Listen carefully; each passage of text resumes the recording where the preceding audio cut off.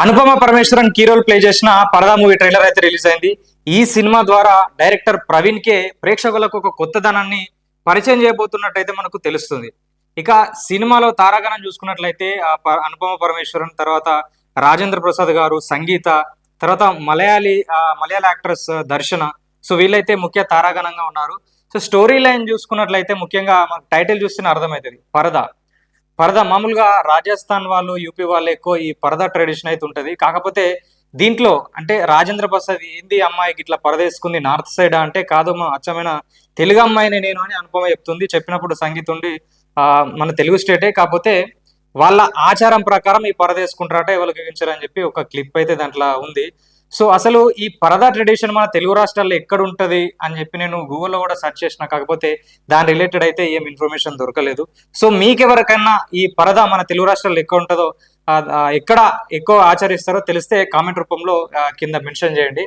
So ఇక story line చూసుకున్నట్లయితే ఒక ఊరు, ఆ ఊర్లో ఉండేటువంటి కట్టుబాట్లు ఏంది, సాంప్రదాయాలు ఏంది, తర్వాత ఆ ఊర్లో ఉన్నటువంటి అమ్మాయి హిమాచల్ ప్రదేశ్ వెళ్తుంది. అసలు ఊరు వాళ్ళే పంపిస్తారా, లేదంటే ఈ అమ్మాయి ఊరికి దూరంగా వెళ్తుందా, వెళ్ళిన తర్వాత అక్కడ ఏం జరిగింది, మళ్ళా ఆమె ఇంటికి వచ్చిన తర్వాత ఏం జరుగుతుంది అనేది ఒక స్టోరీ లైన్ లెక్క అయితే మనకు కనిపిస్తుంది. ఇంకొకటి ఏంటంటే ఆ ఊర్లో భిన్నమైనటువంటి వాతావరణం ఉంది. ముఖ్యంగా అక్కడ ఒక గ్రామ దేవత ఉండడం, అక్కడ కొన్ని పూజలు జరిపించడం.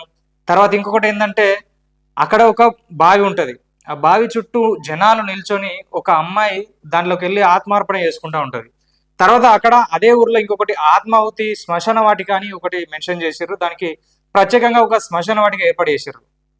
అంటే ఆ ఊర్లో ఉండే ఒక కట్టుబాటు కావచ్చు, ఇది ఒక సాంఘిక దురాచారం అనుకోవచ్చు, ఆచారం అనుకోవచ్చు. సో దాన్ని చూపించినట్టు, ఎక్స్ప్లోర్ చేసినట్టు అయితే తెలిసింది. అంటే ఊరి వాళ్ళే బలవంతంగా ఆ అమ్మాయిని అలా ఆత్మాహుతి చేసుకోవడానికి ప్రేరేపించడం, తర్వాత ఆ అమ్మాయిని అక్కడ ప్రత్యేకమైనటువంటి శ్మశాన వాటికలో వాళ్ళను ఖననం చేయడం అక్కడ ఏర్పాటు చేసినట్టయితే మనకు అర్థమవుతుంది. తర్వాత అసలు ఈ అనుపమ పరమేశ్వరం ఊరికి దూరంగా ఎందుకు వెళ్ళింది అనేది కాన్సెప్ట్. ఇంకొకటి కొంచెం సేపు కొన్ని విజువల్స్ గడిచిన తర్వాత ఆ ఊరి వాళ్ళే వాళ్ళ తండ్రితోని చెప్తా ఉంటారు, బెదిరిస్తా ఉంటారు, ఎక్కడున్నా మీ అమ్మాయిని ఇక్కడికి రప్పించండి అని చెప్పి ఒక క్లిప్పు. తర్వాత ఈ అమ్మాయికి ఊర్లో ఎవ్వరూ సహాయం చేయకూడదని, తర్వాత ఈ ఊరికి ఒక శాపం కలిగిందని చెప్పేసి అనవడం.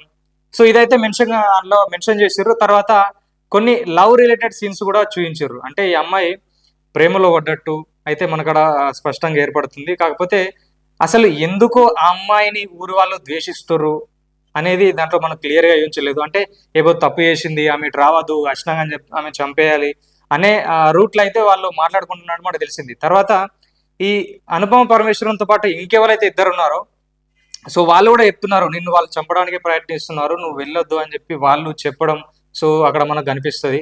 ఇంకొకటి ఏంటంటే హిమాచల్ ప్రదేశ్ పోయే టైంకి అసలు ఎందుకు పోయింది అనేది ఒకటైతే, పోయిన తర్వాత ఆమెను ఎవరో అటాక్ చేసినట్టు, ఆమె వాళ్ళిద్దరి నుంచి తప్పిపోయినట్టు, తర్వాత ఒక వ్యాన్ లో నుంచి అంటే ఒక లారీ నుంచి ఆమెను తోసేసినట్టు, నువ్వు ఎక్కడున్నావు అని ఎవరో కాల్ చేసినట్లయితే చూపించారు. అంటే అక్కడ అటాక్ చేసింది ఈ గ్రామస్తుల, లేదంటే వేరే ఏదైనా ముఠా ఆమెను అటాక్ చేసిందా అనేది మనకు క్లియర్గా మెన్షన్ చేయలేదు.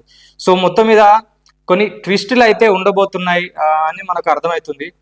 సో అంటే లేడీ ఓరియంటెడ్ సినిమాలు ఈ మధ్య కాలంలో చాలా తక్కువ వస్తున్నాయి.